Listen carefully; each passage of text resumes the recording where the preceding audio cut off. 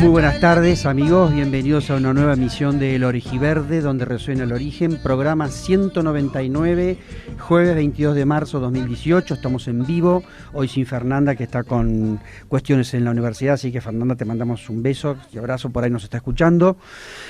Y hoy tenemos un programa muy especial porque vamos a hablar de la sabiduría originaria y vamos a hablar de un tema muy especial.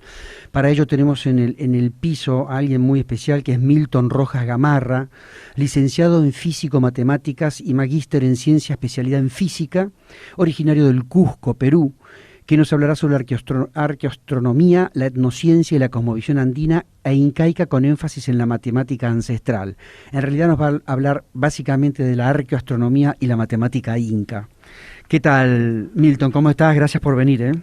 Buenas, Carlos. Muchas gracias por la invitación, ¿no? Y un saludo a toda tu audiencia. Bueno, muchas gracias, Milton. Es muy importante, te decía antes de entrar al programa, que si bien es un tema que nosotros lo hemos tratado en algunos programas, el tema de la relación de los paisanos indígenas con el cielo, con las constelaciones, los planetas, pero nunca tuvimos en el piso a un físico matemático y de origen indígena, así que es un placer y estamos honrados de tu presencia, ¿no? Bueno, contanos un poco acerca de vos querías, me parece, enmarcar esto en la cosmovisión inca, ¿verdad? Claro, mira, justamente para hablar, digamos, de la matemática inca o de la astronomía inca o su ciencia, sí, necesariamente no podemos hacer el quite a su cosmovisión, a su forma de vida, porque el conocimiento que se tenían nuestros pueblos indígenas, sí, era grupal, era conjunto, no podía estar nada separado. Yo alguna vez quise estudiar, ya voy a estudiar la matemática inca, ¿no? Y decía, voy a estudiar su aritmética, su álgebra, es imposible. ¿No? Entonces con un amauta ahí que se llama Emilio Guamán, ¿no? Él me decía, no, todo es integrado. ¿No? Entonces ya comencé matemática, su astronomía. Y aún así eso no bastaba, sino su filosofía. Exacto. Claro. Y cuando ya uno va estudiando, ni siquiera estudiando, sino viviendo su filosofía, sobre todo sintiendo, ¿no? Entonces uno se va dando cuenta y las cosas van cayendo solitas, ¿no? Y se va aprendiendo, ¿no? Entonces, mira, en su cosmovisión, ellos tenían unos principios de vida, ¿no? La clave que yo he podido, así en los estudios, triangular, más que mis abuelos, ¿no? Y el amauta, leyendo un poco de las crónicas y en las mismas construcciones, uno puede triangular, ¿no? Y darse cuenta que el Aini fue la base de la cosmovisión, de su forma de vida, de forma de hacer su ciencia, de forma de construir, ¿no? ¿Qué sería el Aini?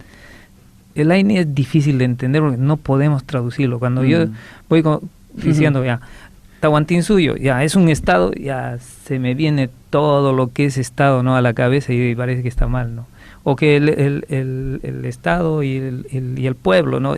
Difícil. Entonces, el Tahuantinsuyo, los runas, ¿no?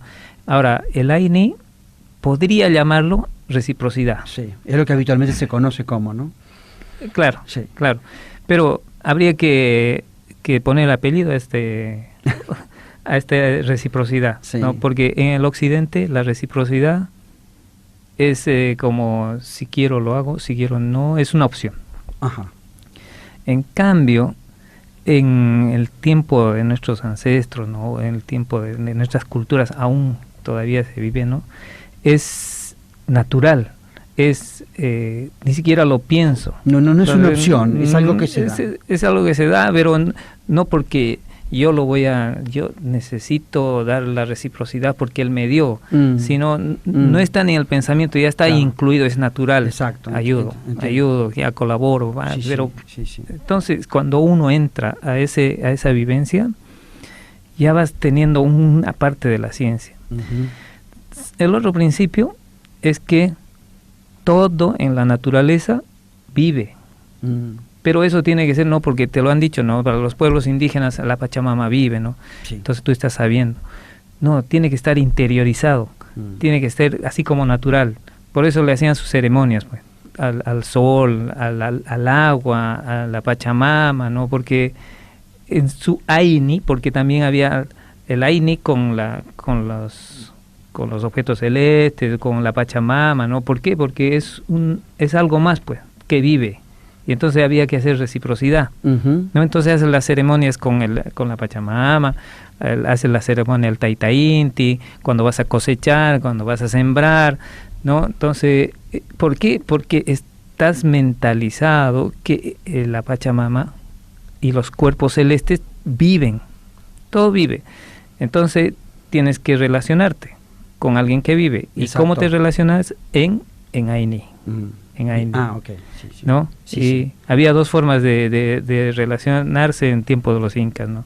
Era la mita y la minca, que todavía hay veces lo llaman como minga.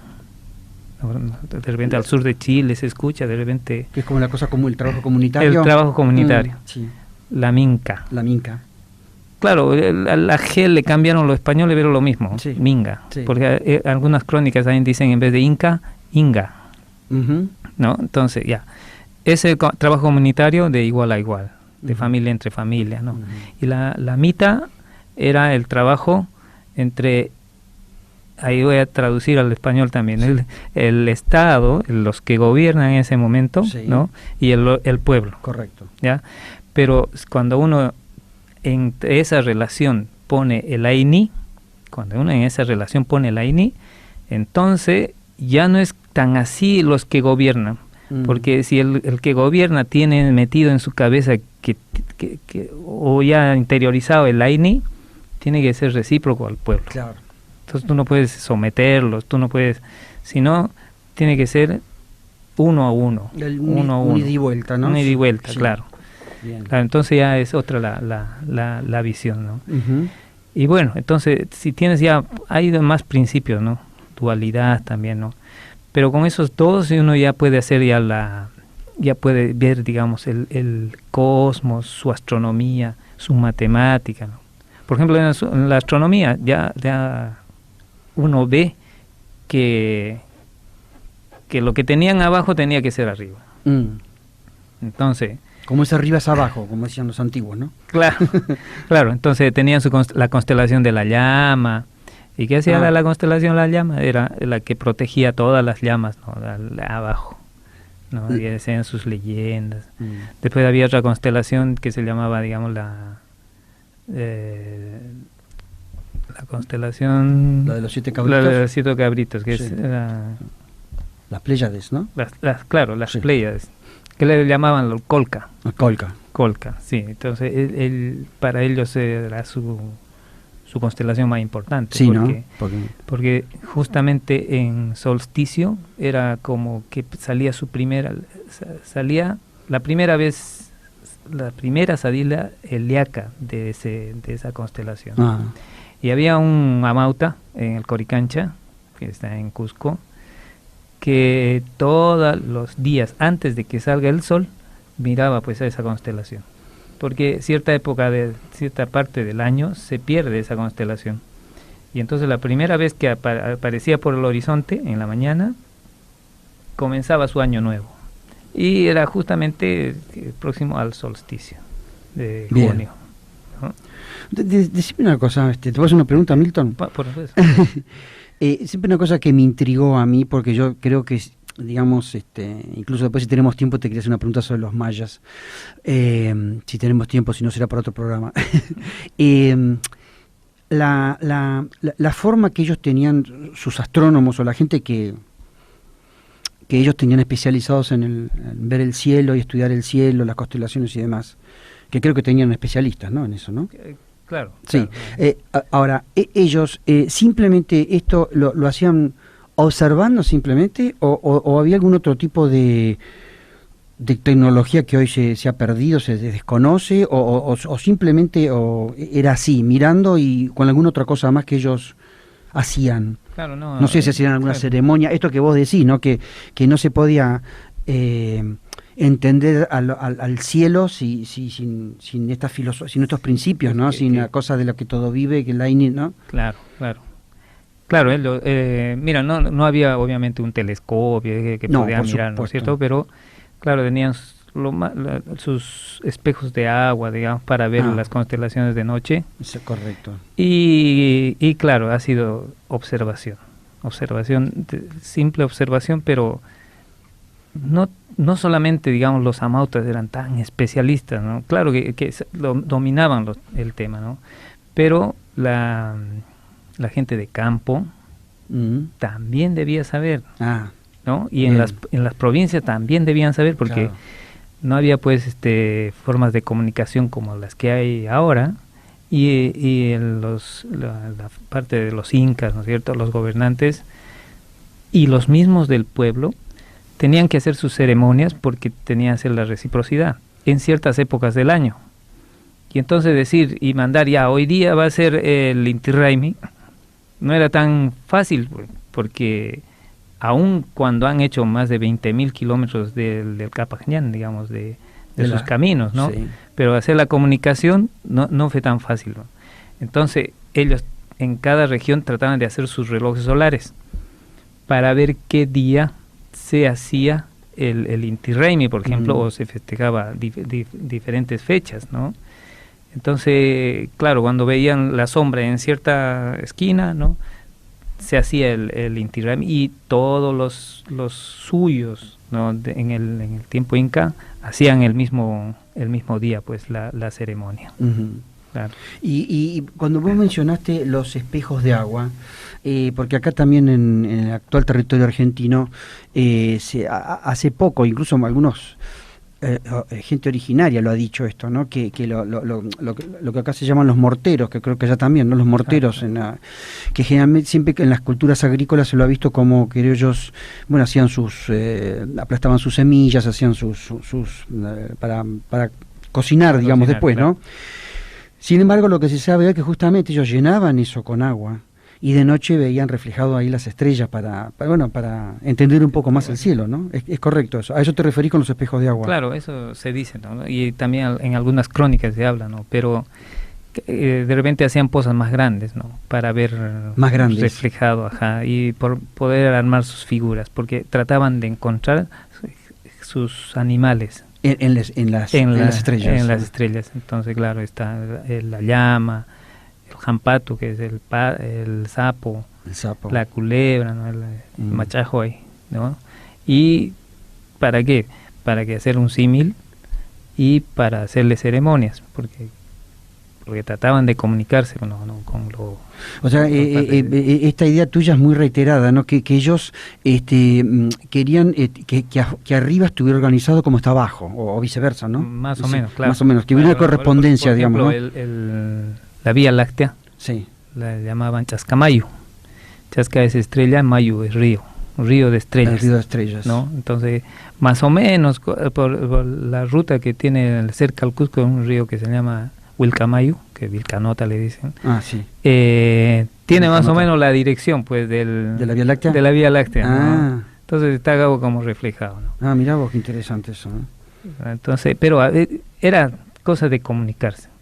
Tenían que encontrar una forma de comunicarse, porque no solamente el sol, sino las estrellitas, todas están viviendo y las constelaciones están viviendo para el tiempo de los incas, ¿no? Correcto. Bueno, vamos a hacer un corte. Okay. Milton, así descansás. Extraordinario todo lo que nos estaba transmitiendo Milton.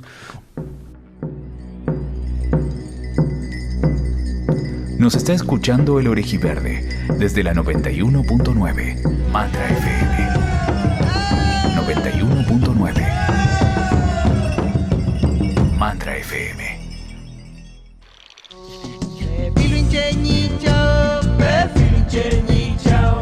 Bueno, ahí estamos de vuelta. Claro, nos preguntaba hoy no la tenemos a Fernanda, así que, pero bueno, tenemos acá el chat, donde una persona nos pregunta si es el río cercano al pueblo donde la gente ve muchísimo el Vilcanota. ¿Es así, Milton? Claro, lo que dice el oyente.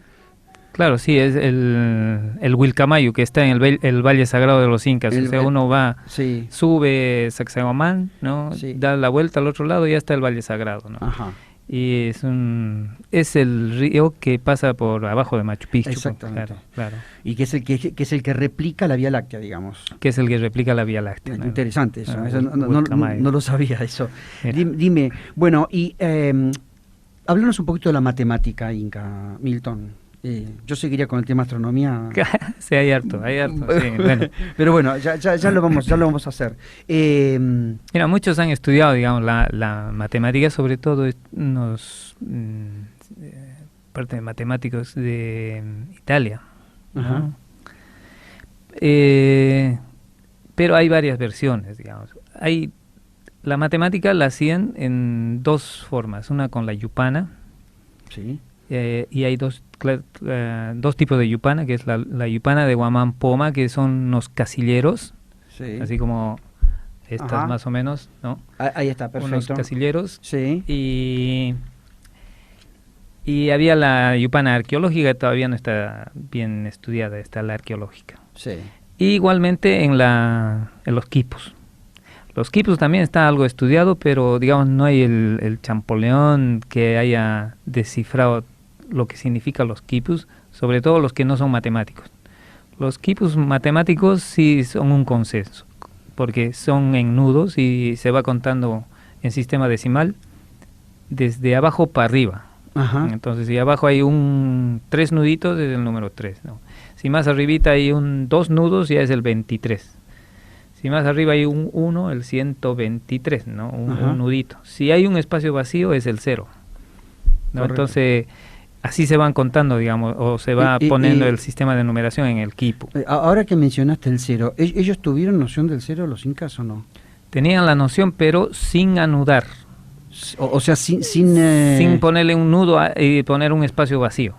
Pero hay esa opción cuando tú no escribes, cuando lo estás viendo en 3D, ¿no? Entonces la opción del 0, porque el 0 así complicado en todas las culturas, sí. Ponerle un símbolo al 0, más complicado todavía. Los mayas lo hicieron. Los mayas lo hicieron. Claro. Sí. Y bueno, las culturas que han puesto el 0, ¿no? En sus, es la indoarábica, por ejemplo, ganó a la romana porque era más fácil los cálculos, ¿no? Claro. Entonces, pero cuando tú lo estás viendo, lo estás anudando, y si no pones un nudo, es el 0, bueno, ya tienes el concepto. Correcto. O cuando no pones ninguna semilla a la yupana de Guamán Poma, que son los casilleros, ¿no? Entonces ellos hacían los cálculos, según las crónicas, en la yupana. La yupana. ¿No? ¿Qué quiere decir la yupana? Yupana es como un ábaco. Ah, un ábaco. Claro, es estos casilleros, es, ¿no? casillero que yo les muestro. O sea que la información de Guamán Poma es correcta. Claro, es un dibujo, ¿no? Es un dibujo que se encontró en las crónicas. Sí. Lo interesante que en este dibujo, ¿no? Son 4 casilleros abajo, 4 casilleros más arriba, 4 casilleros más arriba, ¿no?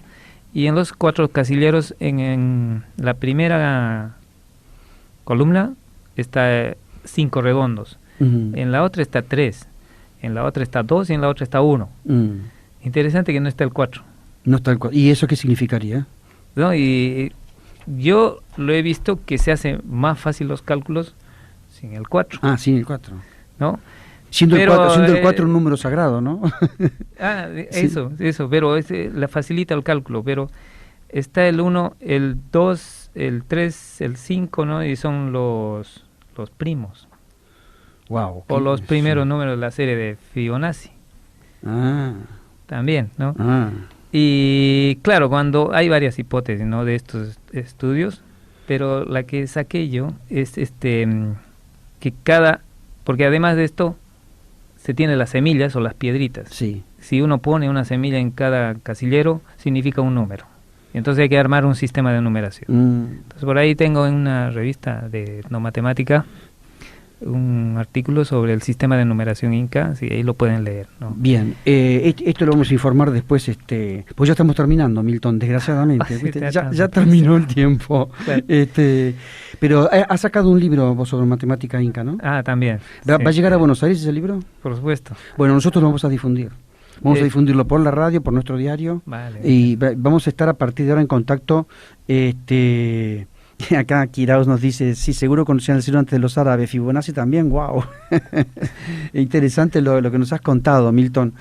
Bueno, probablemente te tengamos de nuevo antes de que te vayas. ¿Es probable eso? ¿Podemos hacer una segunda? Claro que sí, porque claro. me parece que nos hemos quedado con ganas de un segundo programa, me parece, ¿no? Por supuesto, sí, no hay Bueno, problema. Milton, muchísimas gracias. Ha sido extraordinario tu aporte y nos has iluminado con este tema realmente, ¿no? Muy complejo y bueno, te vamos a tratar de nuevo antes de que te vayas en mediados de abril.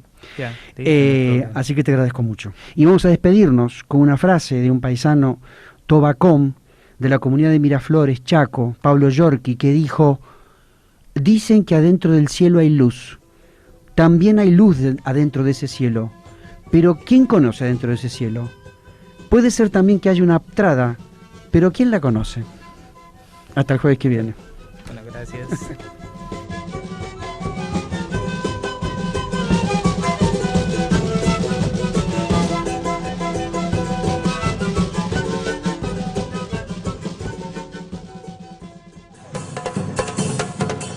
Desde Argentina, energía de la nueva conciencia.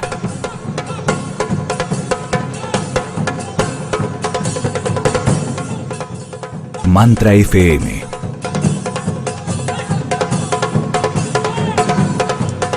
...91.9... Vibración de la nueva conciencia.